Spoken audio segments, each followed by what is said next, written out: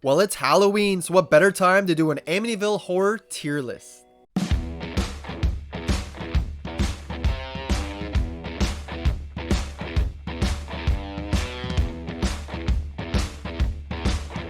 Hey guys, welcome back to the channel. Hope you're having a good one today. I'm the Movie Ranker, and today we're doing an Amityville Horror tier list.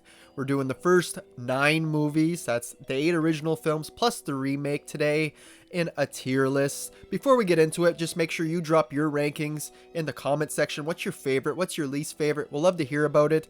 Did you go farther than me and continue this series? Because there's like 60 some of these or 80 some. I don't know at this point. There's so many. But for now, I'm just sticking with the original 8 films plus the remake.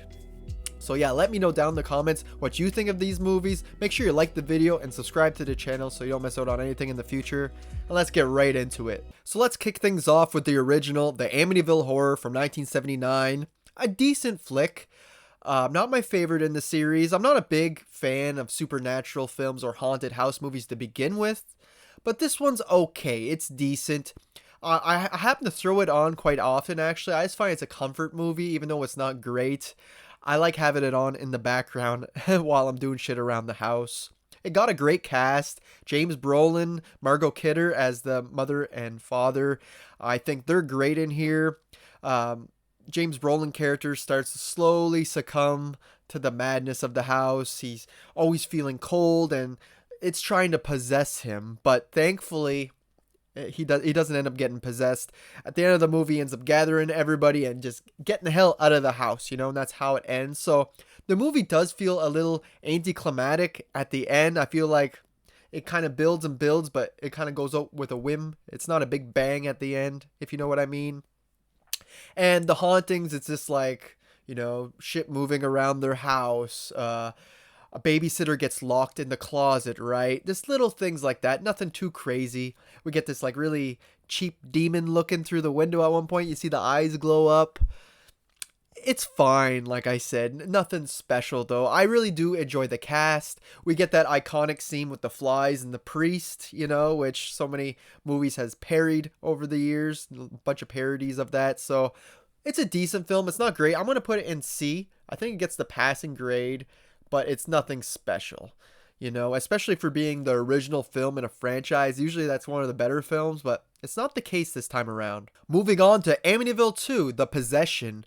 Now this one is supposed to be a prequel to the first film, even though they changed the name of the DeFeo family to the Montilli family. And there are a few plot holes if this is supposed to be a prequel. I mean, for starters, when they're at the police station, it shows the date on the wall and it's like still 1981 or 82 or whatever. So obviously this takes place after the events of the first film. So it's a bit confusing when you try to say it's a prequel, but I think that was what they were going for. Again, the way the movie ends, it doesn't really make sense if it's a prequel with the evil going into the priest. But besides that, I think this movie is friggin' pretty awesome. Big step up from the original. It's just action-packed for one of these movies. It's just right from the start, haunting shit, poltergeist shit starts happening. And the movie really amps up the horror elements. Like, this one's much more unnerving, much more unsettling, bizarre. It deals with child abuse. Like, the father is constantly beating the kids, thinking it's them that's making things move around the house and doing damage to the house when it's really the evil. So he blames the kids. He also beats his wife too and forces her to sleep with him. So like I said, it's very uncomfortable and it feels more horror eccentric than the first movie. They push the boundaries just a little bit more. There's even an incest plot line revolving the brother who becomes possessed, like the oldest son. He becomes possessed and the evil forces himself on his sister, which is pretty disturbing stuff. So, but I like how the movie tackles all these taboo scenarios and stuff where it seems like it wasn't afraid to push the boundaries, which I can appreciate. And yeah, the movie is just really fast paced up to the middle where the big murder happens. The oldest son murders the whole family, which, we seen coming if this is supposed to be a prequel, right? But I just feel like the only thing that's bringing this movie down a bit is the whole final act. It becomes more of like the Exorcist movie where a priest comes and tries exorcising the boy who killed his family. And that brings down the movie just a bit for me, but the rest of the movie is awesome. And like I said, the way it ends doesn't make much sense because the evil transfers from the boy to the priest. So how is this supposed to be a prequel?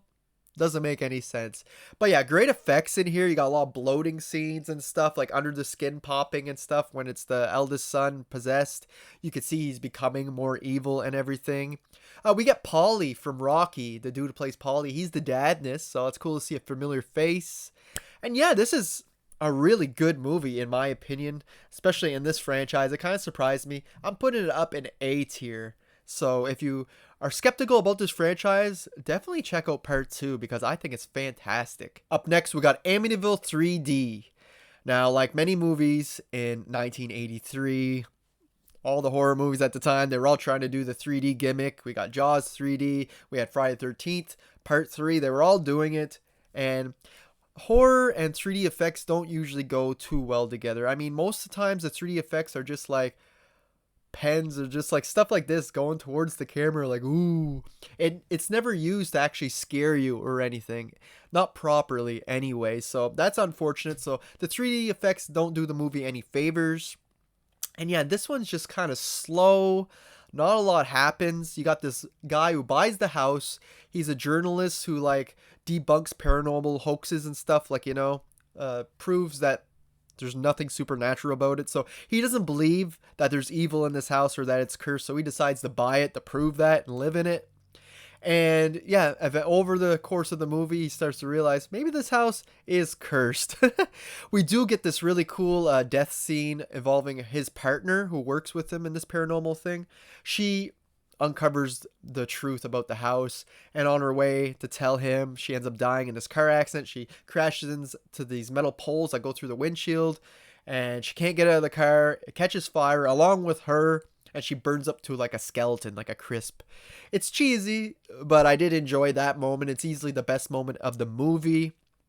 And yeah, the end of the movie, like the last act, has the main dude's daughter going off on a boat and drowning and coming back, and she's like lifeless, so trying to bring her back, all done off screen. I found that was so weird because she was a pretty main character in the film too, and you're just going to kill her off screen like that. And it's used so that the mother believes she's still alive because she sees her ghost going around the house. So I don't know, it's like the evil trying to manipulate the mother into thinking that it's the daughter, but it's really evil. But yeah, not a whole lot happens throughout this movie until like the last 15 minutes.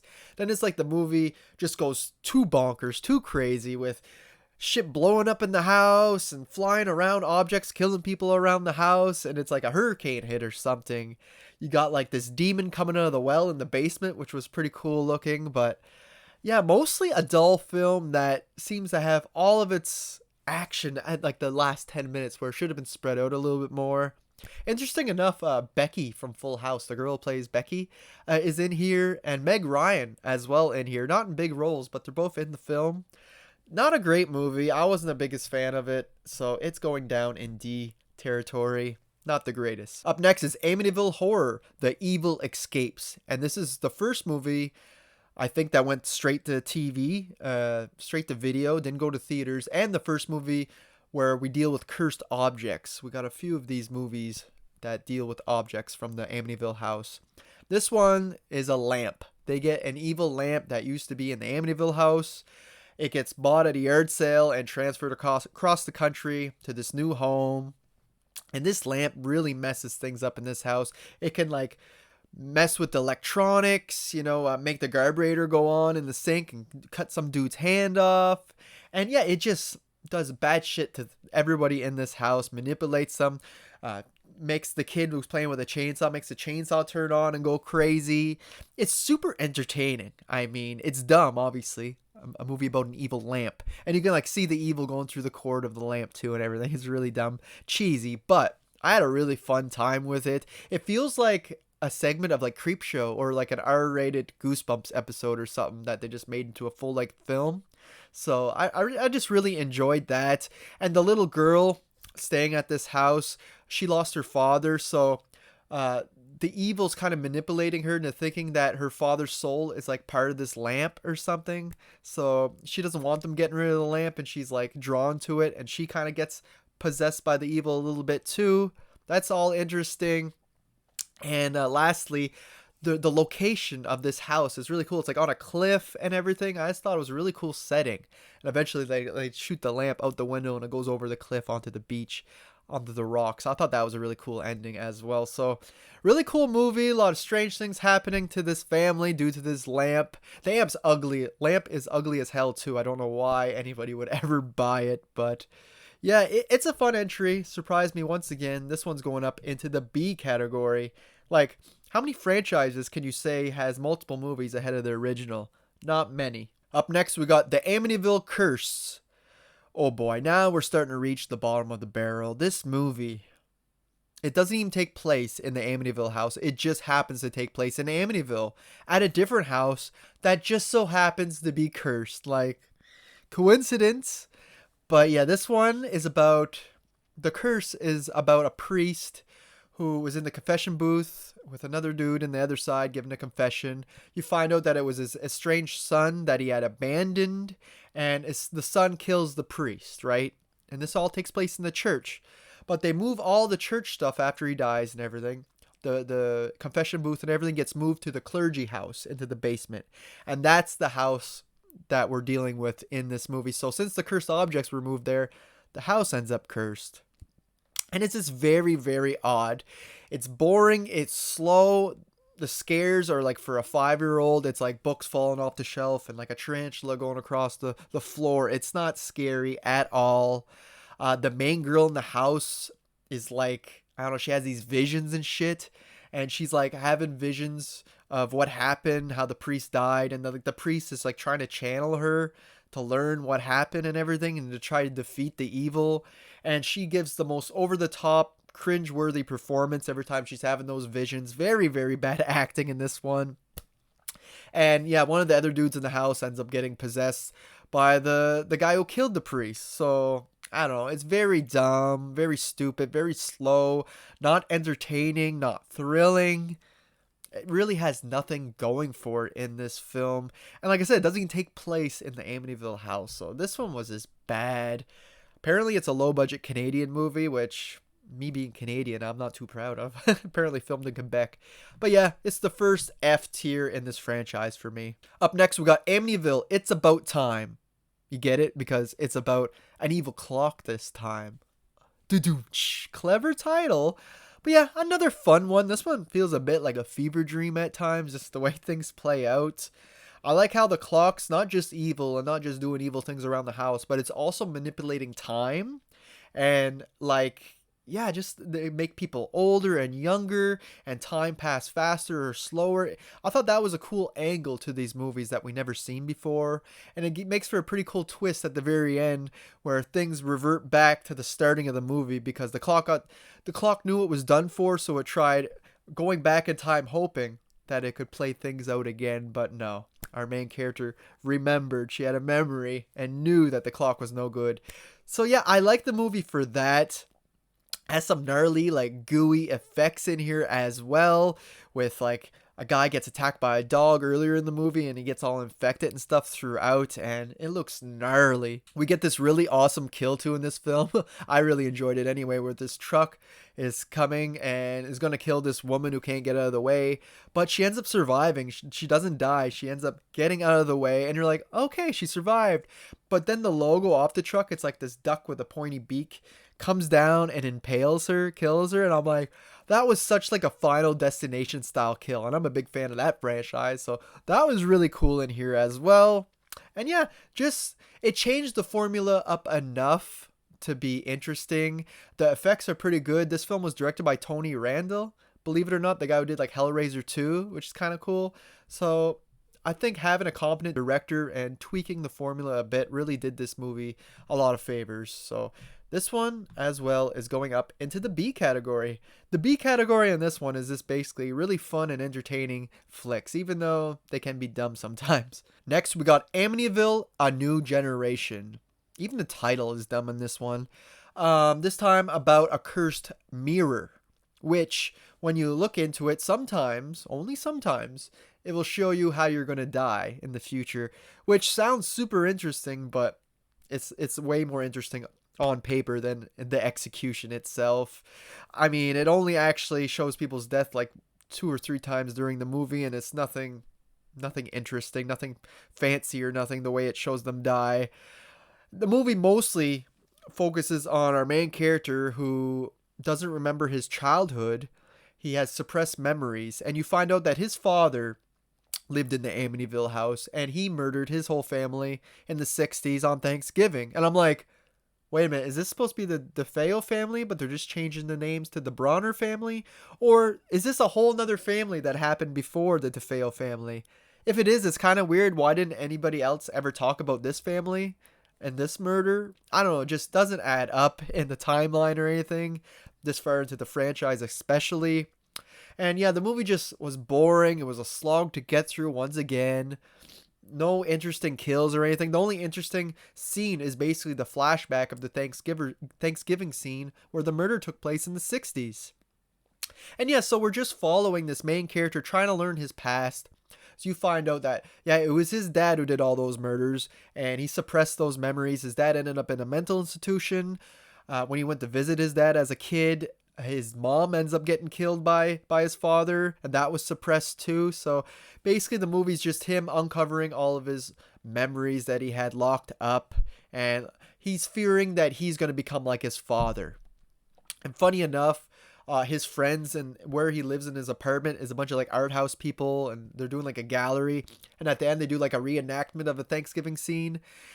And the whole movie is like, will he or won't he murder them all in that reenactment? And it's just not satisfying at all. Maybe not as bad as Amityville Curse, but pretty close. One thing this movie does have, though, is a pretty good supporting cast. Lynn Shay in here got a small role at the institution. Richard Roundtree is in here. He's pretty fun. We got the dude who plays John Locke off of Lost. He's on here as the detective. So that's probably the best part of the movie. That and the flashback of the Thanksgiving scene. Other than that, a movie I'll never rewatch again. It's not quite as bad as Curse, like I said, but it's pretty close. It's somewhere in between D and F, but I feel more comfortable putting it in an F. I'll just put it above the Curse movie for now, but yeah, pretty terrible. Up next, we got Amityville Dollhouse from '96, the last movie in the original run of films. And it's another fun one where we got this cursed dollhouse. It's like a replica of the Amityville house. And they find it in their shed, this new location. This guy builds a house around a fireplace that was standing. And yeah, for some reason, after building this whole house, he never bothered to check the shed ever that was locked up. And when he checks it, he finds his old dollhouse. And they end up gifting it to his youngest daughter for her birthday. And once she gets the dollhouse, she starts to become sick. And weird shit starts happening throughout the house. There's like a portal in the fireplace of the dollhouse, and also in the house itself, the fireplace, there's like this weird portal. And yeah, it's really weird and strange, but like I said, a lot of fun.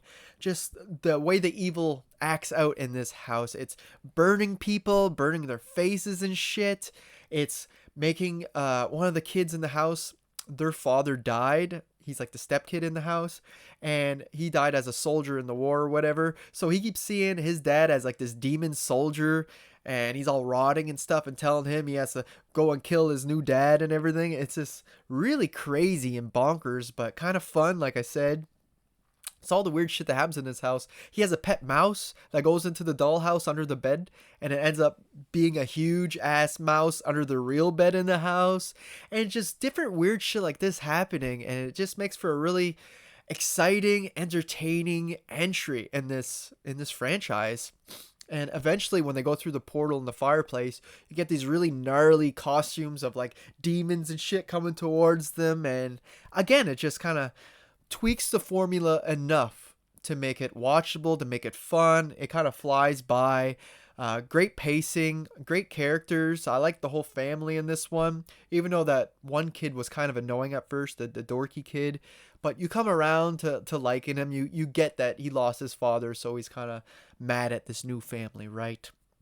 And it does add in the weird like incest stuff with like the mother starting to get aroused and like turned on by the oldest teenage son. But again, this is the evil manipulating all the family members while the father has these messed up dreams of demons and shit. So yeah, another fun time. Who would have thought Amityville Dollhouse, a name like that, would be any good? But I really enjoyed this one. It goes out with a bang, no pun intended, with the house. So yeah, I really enjoyed this one. It's another B tier movie for me. Now, lastly, we got the Amityville Remake from 2005. I remember when this movie came out, but I didn't watch it. This was a first time watch for me, actually. I was really excited to check it out. I'm like, I hope this is great. Had a really good cast. Ryan Reynolds, Melissa George, who I really love and everything from the 2000s.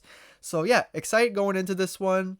It does tweak things from the original to keep it interesting. It does move at a much faster pace. It's obviously modernized, much more polished. There's a really cool iconic scene with the daughter going on the roof of the house, and it's really high up, and it's really like vertigo inducing. I feel that's a great scene. They add in this backstory. Instead of the basement being like a portal to hell, this time it's like it was an old torture chamber where they tortured old Indians and natives back then. I thought that was kind of cool. And they bring up John Ketchum much more in this film, where it was only slightly mentioned once in the original, how he was like the Satanist or whatever. So yeah, the added stuff in here, the changes, I do appreciate, especially how the father, Ryan Reynolds, sees the kids and his family members. He starts to see them as demons. You can actually see that like on their face switch to a demon for a sec. So you understand why he's going crazy and why the possession is making him want to kill his family.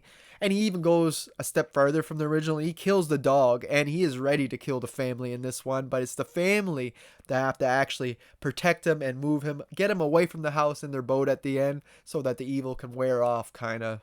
So I thought tweaking all those different things were great ideas, changed things up enough, but some of the digital effects don't work very well, especially the friggin' flies coming out.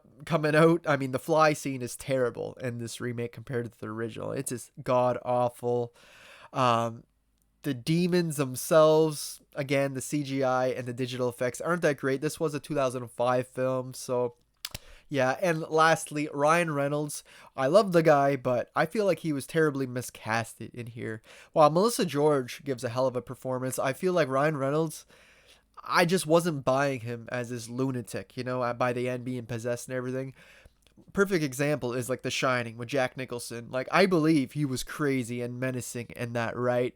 Here, I'm just not quite buying it from Ryan Reynolds. He's more of an asshole than anything for most of the runtime, but yeah, I feel like he was terribly miscasted in here. But aside from that, pretty decent film. It just didn't wow me like I wanted it to. You know, I expected this one to be the best in the franchise, or at least up there with Part 2, The Possession, but it wasn't quite that for me. I actually have it pretty much on par with the original.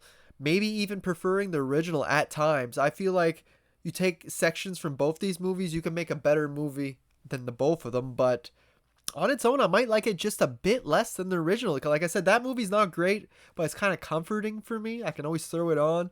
For this one, I can't see me really revisiting this one all that often or even at all. So it's a decent film. It's not bad. It doesn't do anything to offend the franchise or anything, or offend me, but it doesn't do anything to wow me either. So it's going in the C tier. And there you have it, guys. There's my ranking of all the original 8 Amityville films along with the remake in a tier list. Of course, nothing gets the S tier.